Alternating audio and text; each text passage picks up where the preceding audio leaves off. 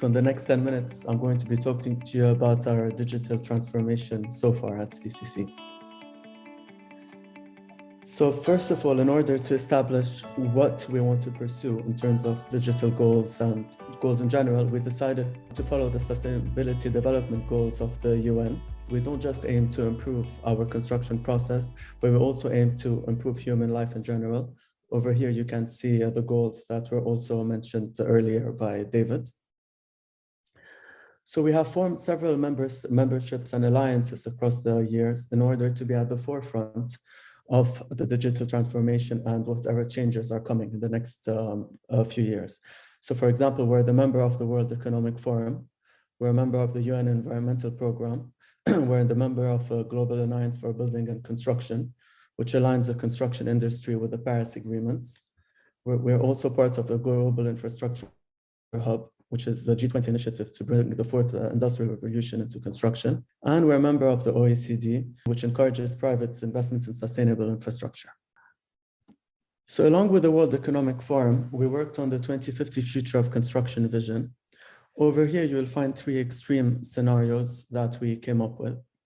The first one is building a virtual world, which touches on basically AI and robots will be running the construction sector.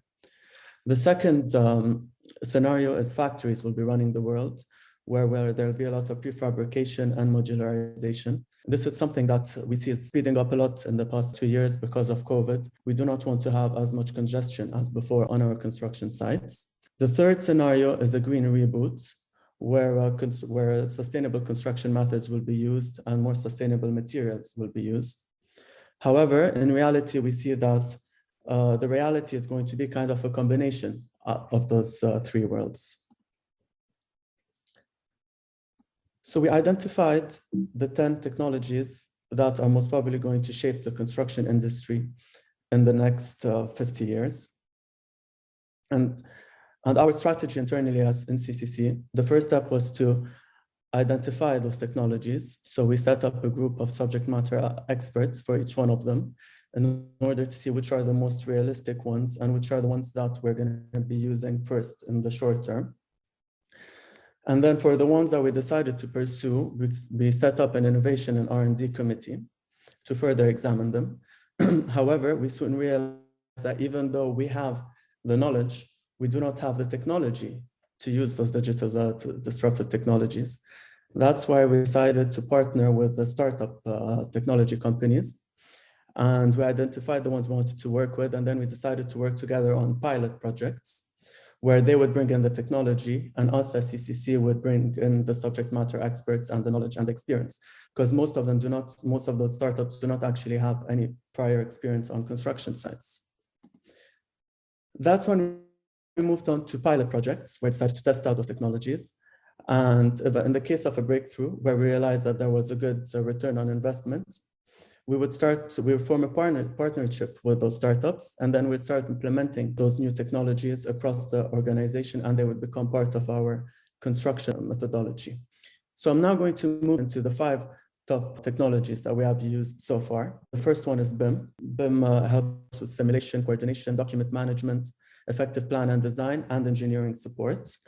BIM effectively can be used throughout the lifetime of the project, all the way from the tendering to construction to post-construction for the facility management, and even all the way to demolishing the building.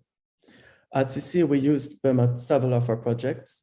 2 of the biggest ones are the Riyadh Metro and the Abu Dhabi airport in a midfield terminal building in Abu Dhabi. It's worth mentioning here that most of our BIM teams are set up in developing countries. We set up schools to teach them how to use BIM. And in that way also we can offer them jobs without bringing them on the construction sites. The second thing I'm going to talk about is Internet of Things. IoT is made up of smart devices and sensors that can all share data with each other and can be controlled from a central platform. This implication means that more efficient and safer ways of working is now possible. So one startup we worked with is we have sensors on the helmets in order to track our labor. This is very good for administration. It's very good for planning, and it's very good for cost allocation and HSE, of course, We can trace everyone, we can monitor some of the key health metrics, and we can locate them on site so we know if they ever enter into a danger zone. However, IoT can also be used for a lot more things in construction. For example, we use them also on concrete. We use sensors on concrete framework to monitor the curing time of concrete. This allows us to reduce roughly the curing time by 30%. And it's also used for telematics to monitor both the location and performance of equipment. However, we tried also using autonomous equipment. However, we soon realized that the technology is still in its initial phases and it's not yet suitable for complex projects such as the ones that CCC has. The third technology I'm going to talk about is 3D printing and additive manufacturing. So it enables the production of complex shape designs while improving and reducing waste. In Riyadh, back in 2008, we built the first fully livable 3D printable house in the world and the first 3D printed house in the Middle East. We partnered with a North European startup for this project. Over here, you can see a few photos of this project. However, the main breakthrough with 3D printing is that it allows you to print irregular shapes. We are currently building the King Salman project, infrastructure package in the King Salman project in Saudi Arabia, where we have a bridge to build, and that will require a lot of GRC panels with complex designs. So we are going to be using 3D printing with a company based out of Saudi. Initially, the plan was to 3D print the mold. However, we realized that it's going to be too expensive. So instead, we 3D print one panel, and then we form a negative GRP, so a mold of GRP that then we use to cast the GRC panels. We realized this method is a lot cheaper. Another initiative at CCC is to go paperless as much as possible and to digitize as much as our workflow as possible. This will allow us to improve our work process and to minimize paper printing. This initiative was definitely speeded up now due to COVID, due to remote working. We had to digitize most of our processes, especially because even post-pandemic, we do not plan on going back to our old methods. Most of our back-end office activities will be done remotely. For example, in our head office in Saudi Arabia, 42 of our processes have been digitized. And in King Salman, we're going to try to digitize as many processes as possible. We will now move on to the last technology, which is virtual reality and augmented reality. So what's the difference? Virtual reality implies a complete immersion experience that shuts out the physical world. So basically, you're sitting in your office and you have goggles, and you can see the model.